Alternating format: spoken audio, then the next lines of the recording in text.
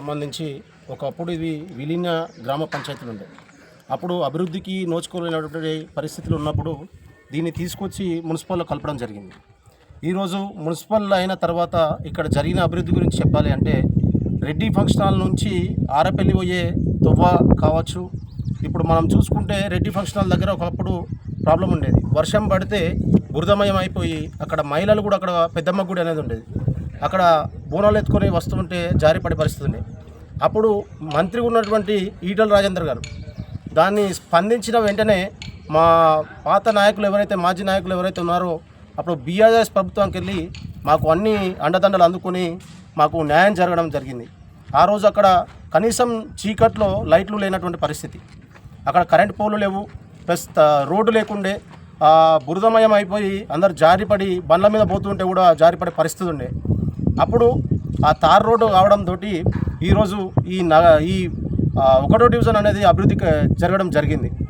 దానికి సహకరించిన మాజీ ప్రజాప్రతినిధులు ఎవరైతే ఉన్నారో బాలన్న కావచ్చు, జంగిల్ సాగర్ కావచ్చు, ఈటల రాజేందర్ గారు కావచ్చు, ఆనాడు ఇక్కడ ప్రజలను తీసుకుపోయి ఆ రోడ్డు కోసం కొట్లాడడం జరిగింది. కనీసం ఆ రోడ్డు ఏ దగ్గరికి వెళ్ళి తీయాలో కూడా తెలియనటువంటి పరిస్థితి. అప్పుడు దాన్ని క్లియర్ చేసి దీన్ని తార్ రోడ్ చేయడం జరిగి ఇప్పుడు ఈరోజు ఈ నగర అభివృద్ధిలో భాగంగా ఇక్కడ రేట్లు పెరగడం జరిగింది. కానీ ఇక్కడ చూసుకుంటే అక్కడ పరిస్థితుల్లో స్ట్రీట్ లైట్ లేక చాలామందికి పాము కూడా కరవడం జరిగింది. అప్పుడు మళ్ళీ ప్రజాప్రతినిధుల దగ్గరికి ప్రజావాణి దగ్గరికి పోతే మళ్ళీ అప్పుడు బాలన్న వీళ్ళందరూ తలుచుకొని ఆ రోజు మళ్ళీ స్ట్రీట్ లైట్ పెట్టడం జరిగింది.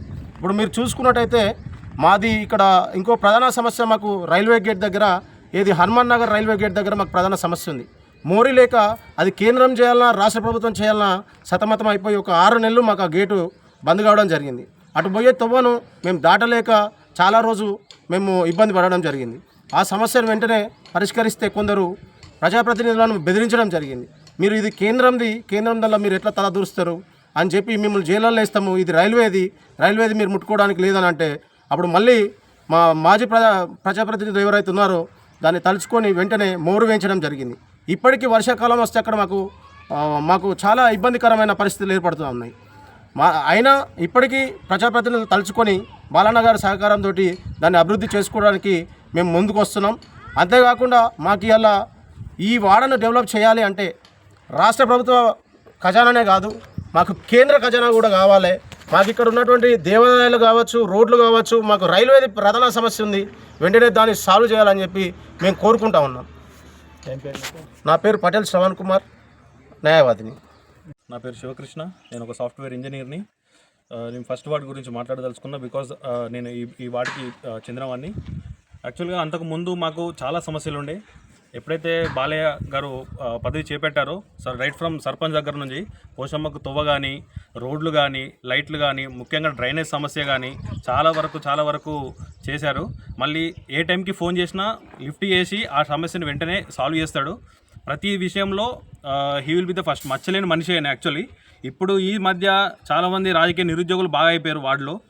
చాలా వరకు అన్నీ తీసుకొని వచ్చారు. తను ఒక పాయింట్ కూడా తన సైడ్ నుంచి ఏ చిన్న మిస్టేక్ లేదు, ఇప్పటి వరకు ఒక మచ్చ లేదు. ఇప్పుడు లాస్ట్ 1 year నుంచి కావాల్సుకొని వాళ్ళకు రాజకీయంగా ఎలాంటి స్కోప్ లేకపోతే లేనిపోని ఒక సమస్యలు తీసుకొచ్చి ఇక్కడ పైసలు, అక్కడ పైసలు, ఇక్కడ భూమి, అక్కడ ఒక్కటి కూడా ప్రూవ్ కాలేదు, ఒక్కటి ఏది లేదు. మరి ఈ సమస్యలు అంతగానం ఉంటే వాళ్ళు ముందు నుంచే రావాలి కదా. ఇంకా కొందరు బీజేపీ వాళ్ళు ఉంటారు, వాళ్ళైతే కంప్లీట్ మేము కేంద్ర నిధులతోనే రోడ్లు పడ్డాయి, ఇవి పడ్డాయి అని అంటారు. మరి కేంద్ర నిధులతో మరి బిల్డింగ్లో కట్టారు కదా, మరి మొన్నట్రాక అది చేసారు కదా, మరి మీరే చెప్పారు. మీకు అంత అది ఉన్నప్పుడు అది తీసుకొని ఇవ్వాలి కదా.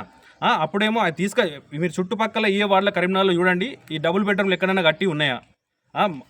బాలయ్య గారు దగ్గరుండి అప్పుడు మంత్రి గారు ఉంటే తీసుకొచ్చి మరి ఇన్ని ఇల్లులు కట్టించారు. ఎవరి కోసం? కేవలం డివిజన్ ప్రజలకు చెందాలి అని చెప్పే ఉద్దేశంతో అక్కడ రోడ్ వైడింగ్లో వేనే కొందరికి, వాళ్లకు ప్లస్ వికలాంగులకు వాళ్ళందరికీ ఇద్దాం అనే సదుద్దేశంతో తీసుకొని వచ్చారు. ఇప్పుడు దాన్ని ఏదో రాజకీయంగా వాడుకుందామని చెప్పి లాస్ట్ ఒక 5-6 నెలల నుంచి కావాల్సుకొని పట్టుకొని వచ్చి ఇవన్నీ చేస్తారు. అదొకటే కాదు, ఇంకా చాలా వరకు డెవలప్మెంట్ అంటే మీరు ఎవరండి నా వార్డులో ఆల్మోస్ట్ 1 side. కాకపోతే ఇప్పుడు ఒక 4 వేసుకొని వాళ్ళు తిరిగినంత మాత్రాన ఏది జరగదు. ఎందుకంటే మాకు ఏ టైంలో ఫోన్ చేసినా తను అందుబాటులో ఉంటాడు. ఏ సమస్య వచ్చినా బాలన్న గిది అంటే వెంటనే స్పందిస్తాడు. సో ఖచ్చితంగా ఈసారి ఆల్మోస్ట్ ఇది 1 side అయిపోయింది. ఇలా ఎలక్షన్లో ఖచ్చితంగా బాలన్ననే విజయం సాధిస్తాడు, అలా ఎలాంటి సందేహం లేదు మాకు. నేను 1వ డివిజన్ తులాకిల్. ఇప్పుడు చూస్తే ఎట్లుందంటే రాజకీయం అన్న చేసిన అన్నీ వదిలేసి ఏదో ఒకటి పట్టుకొని వచ్చి అన్న ఇది చేయాలి అది చేయాలి అని చెప్పి ఒకటి బురద చల్లే ప్రయత్నం బాగా చేస్తున్నారు. నేను ఇప్పుడు ఎందుకు మాట్లాడుతున్నా లాస్ట్ ఒక 3 నెలల కింద ఒక వీడియో చేసిళ్ళు 2-3 నెలల కింద. అదేంటంటే వాళ్ళకి ఎలక్షన్ వస్తే డబుల్ బెడ్రూమ్ గుర్తొస్తుంది. కట్టి 10 సంవత్సరాలైనా ఒక్కసారి కూడా వచ్చి చూసింది లేదు ఇక్కడ ఫస్ట్. కాకపోతే ఏంటంటే ఈయన మంచిగా తిరుగుతుండు, ఈయనకి ఏదో ఒకటి మంచిగా చేయాలి అని చెప్పి ఏదో ఒకటి వేసిండ్రు. సరే అది కూడా ప్రాబ్లం లేదన్న. ఇప్పుడు చుట్టుపక్కల ఎక్కడ కూడా డబుల్ బెడ్రూమ్ ఇల్లు కట్టలేదు, ఎవరు అంత ఆస్కారం కూడా లేదు అసలు. ల్యాండ్ యాక్విజిషన్ అనేది పెద్ద ప్రాసెస్. అది ఒక ఊర్లో ల్యాండ్ గవర్నమెంట్కి ఇవ్వడం అనేది పెద్ద ప్రాసెస్. అందరు నొప్పించి చుట్టుపక్కల వాళ్ళని నొప్పించి డబుల్ బెడ్రూమ్ కడతారన్న కూడా ఒప్పించి ల్యాండ్ ఇవ్వడం అనేది పెద్ద విషయం. అది వీళ్ళకి తెలియదు, ఈ బఫూన్ గాళ్ళకి తెలియదు. తెలియకపోతే ఏంటంటే ఎంఆర్ఓకి ఆర్డీఓకి జస్ట్ ప్రజావాళ్ళకి పేపర్ ఇచ్చి వచ్చి కట్టిన అని ఇస్తలేడు అది ఇది అంటే ప్రజా సొమ్ము అనేది ప్రజలకు చెందాలి ఫస్ట్. సో ఇక్కడ ఏమవుతుందంటే చాలామంది వికలాంగులు ఉన్నారు, మగుడు చచ్చిపోయిన వీడియోస్ చాలామంది ఉన్నారు. సో వాళ్ళ కోసమని ఒక ఉద్దేశంతో కట్టినాం 40 ఇండ్లు. 250-300 మంది అప్లికేషన్లు పెట్టుకున్నప్పుడు ఎంతమంది కనుక ఇస్తారన్న? దానికి కలెక్టర్ మనం లిస్ట్ అవుట్ చేసి ఫైనల్ ఇస్తాం, కలెక్టర్ వాళ్ళు మేడం గారు ఫైనల్ చేస్తారని ఎవరు ఉన్నారా లేదు ఎవరు పోవాలి సున్నిట్లో పోతాయి. అవి కూడా అర్థం తెలియకుండా వచ్చి రోడ్డు మీద పెట్టాలి అందరికీ మీకు డబుల్ బెడ్రూమ్ వచ్చిందా, మీకు వీడికి వచ్చి వీడియో తీసిన కూడా డబుల్ బెడ్రూమ్ కావాలంటున్నాడు. వాడు లీడరు, వానికే డబుల్ బెడ్రూమ్ కావాలన్నప్పుడు వాడు ఎందుకు ఇక్కడ ధర్నా చేస్తాడు? వాడు ఇంకా మొన్న ఒక 20-30 మంది మహిళలు పెట్టి మీటింగ్ పెట్టి ధర్నా చేసినట్టు చేసిండు. పోలీసు వాళ్ళకి ఫోన్ చేసి ముందే ఇన్ఫర్మేషన్ ఇచ్చి డబుల్ బెడ్రూమ్ ఆక్యుపై చేస్తారు మహిళలు అని చెప్పింది వాళ్ళే. మళ్ళీ ఇక్కడికి వచ్చి వాళ్ళతో ధర్నాలో పాల్గొన్నది వాళ్ళే. కేసు అయినాక చెప్పకుండా ఉడాయించింది కూడా వాళ్ళే. మళ్ళీ అప్పుడు ఏమైంది, స్థానిక కార్పొరేటర్ తులబాలయ్య గారికి సిఐ గారికి ఫోన్ చేసి ఇట్లా 30 మంది లేడీస్ అవి వాళ్ళన్న కేసు అవుతుందంటే లేదు వాళ్ళందరూ ఏదో మా వాళ్ళు అందరు లేడీస్ చెప్తా వచ్చిళ్ళు అలాంటి ఏం కాదు, అది ఏం జరగన్నా జరుగుతుందన్న మనకి అట్లా మైక్ల ముందు అక్కడిక్కడ ఉడతా అవుతాయా, దాన్ని ఏం చేయాలన్నది ఆడియో ప్రాసెస్లో పోదామని చెప్పి మన కలెక్టర్ గారికి ఒకటి వినతి పత్రం ఇచ్చి వచ్చిండు సైలెంట్గా. వీళ్ళ లెక్క చేసి చిల్లర చేయలేదు. ఇంకొకటి ఏంటంటే ఇప్పుడు మన వాగులో శ్మశానం కడుతున్నాం, దానికి శాంక్షన్ అయి ఉన్నది, అమౌంట్ వచ్చి ఉన్నది. కొంతమంది కావాలని ఇప్పుడు ఈ కాంగ్రెస్ బీజేపీ వాళ్ళు పొత్తు పెట్టుకొని ఇది కడితే ఈయనకి ఏదో మంచి పేరు వస్తుంది ఊళ్ళో అర్థమని చెప్పి కావాలని ఊరికే కలెక్టర్కి లీడర్స్ అని చెప్పించి దాన్ని ఆపుతున్నారు. ఆల్రెడీ పని సగం కన్స్ట్రక్షన్ అయి ఉన్నది. అవి ఇప్పుడు ఈ రాజకీయ లబ్ధి కోసము ఇదన్నా చేస్తే ఇప్పుడు ఎన్ని చేసినా కూడా ఒక పేరు బేడ అయితే ఇదన్నా చేద్దామని ఒకటి ఎత్తురు తప్ప ఒక్క నా కొడుకు తిరిగిన వాడు లేడు. ఈయనకి ఫస్ట్ ఆఫ్ ఆల్ ఇక్కడ ఒక్కొక్కరికి ఇంటి నెంబర్ ఏంటో తెలియదు. పెద్ద మూల దాంట్లో పోయి ఆధార్ కార్డు లేవంటారు. అది కూడా ఎంత పెద్ద స్కామ్ అంటే మేము ఆధార్ కార్డులు ఇప్పిస్తాం అని చెప్పి వాళ్ళందరినీ పాపం అది చేసి ఆ మీటింగ్ పెట్టేసి వీడియోలు తీపిచ్చి వాళ్ళ దగ్గర నుంచి పైసలు తీసుకున్నారు. అది కూడా మా దగ్గర ప్రూఫ్తో సహా ఉన్నాయి. కాకపోతే ఎందుకు బయట పెడతలేము అంటే చిన్న పిల్లలతో రాజకీయం చేయడము, ఈ దేవుని పేరుతో చెప్పి రాజకీయం చేయడము ఇవి అవసరం. మనకు కావాల్సింది ఏంటంటే డెవలప్మెంట్. ఎవరు పని చేస్తారు, ఎవరితో ఎంత వర్క్ అవుతుంది అనేది చూడాలి. కానీ ఈ స్కూళ్ళలో పోయి చిన్నపిల్లలకు ఆధార్ కార్డులు స్కూల్లో జాయిన్ ఈ రాజకీయం ఏంటంటే చిన్నపిల్లలతో చేయకూడదు ఫస్ట్. ఇంకొకటి ఏమన్నా మాట్లాడితే జై శ్రీరామ్ అంటాడు. మేము కాదన్నా జై శ్రీరామ్, మేము మొక్కమా జై శ్రీరామ్కి? మేము కూడా మొక్తాం కదా. వాళ్ళు ఒకటి చెప్పి మేము జై శ్రీరామ్ వాళ్ళు వాళ్ళని కలుతాడు వీళ్ళని కలుతాడు అంటే రాజకీయం అనేది సర్బండ వర్ణాలు ఉంటాయి. అలా ఒక్క మతం చెందింది కాదు కదా. సో అందరితో కలిసి ఉన్నప్పుడు ఇది ఏం లేదన్న ఇక్కడ ఊర్లో ఏం జరుగుతుందంటే 4-5 ఇట్లనే బయటలు తీసి అదొకటి ఇదొకటి ఇస్తే కొన్న ఓటు చీలుతాయి అనుకుంటారు. కానీ మీరు అనుకునేది ఏం కాదు బిడ్డ.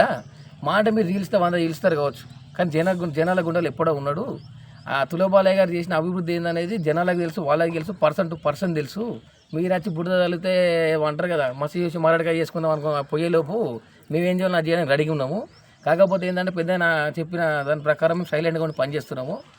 సో ఈసారి కూడా డివిజన్ 100% ఆల్రెడీ గెలుపు రాసిపెట్టి ఉంది. సో దానికి ఏం చేయాలని చేసి గెలుపు కూడా ఆయనకి జనాలందరూ ఆయనకి గెలిపిద్దామని చెప్పి ముందుకు వస్తున్నారు. ఈ అన్న ఒకసారి మా నాన్నగారు 2020లో చనిపోయిండు. ఇప్పుడు బాగా వర్షాకాలం. మా నాన్నని కాలబెట్టడానికి ప్లేస్ లేదు. ఇది దర్గా సైడ్ శ్మశాన వాటిక ఉన్నది ఇంతవరకు, అక్కడనే కాలెత్తారు. మా సైడ్ కూడా ఉండే అక్కడ నీళ్ళు వచ్చేసినాయి. మా నాన్నగారిని కాలెత్తామంటే ప్లేస్ కూడా లేకపోయింది. ఆల్రెడీ బొంద తవ్వేసినాం. బొంద తవ్వితే బొందలో నీళ్ళు వచ్చినాయి. నీళ్ళు వస్తే మా నాన్న అందులో వండబెట్టి బండలు పెట్టి పూర్తి చేసినాము.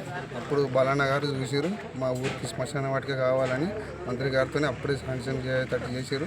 ఇప్పుడు మొన్న కూడా వస్తే శంకుస్థాపన చేస్తే కూడా ఆపేశారు. మాకు ఎవరికి ఇబ్బంది లేకుండా మాకు శ్మశాన వాటిక కావాలి. మా నాన్నగారికి జరిగింది కూడా ఎవరికి కూడా కావద్దు. మా ఊరికి శ్మశాన వాటిక అనేది ఉండాలి.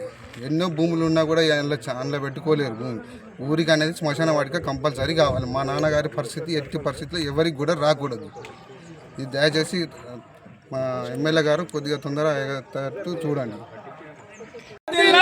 బాలనగర్ నాయకత్వం. బాలనగర్ నాయకత్వం.